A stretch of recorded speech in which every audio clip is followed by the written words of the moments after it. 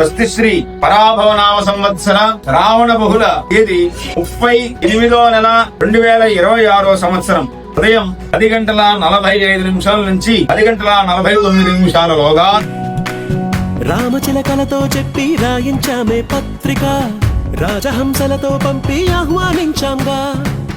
కుదురుగా నిమిషం కూడా నిలబడలేమే బొత్తిగా, ఏ మాత్రం ఏ చోట రాజీ పడలేక చుట్టాలందరికీ ఆనందంతో కళ్ళు చెమర్చేలా చిరంజీవి లక్ష్మీ సౌభాగ్యవతి లయశ్రీ అను కన్యారత్నమును చిరంజీవి తరుణ్ కుమారును వరుడికిచ్చి వివాహం జరుపుటకు పెద్దలచే నిర్ణయించడమైనది.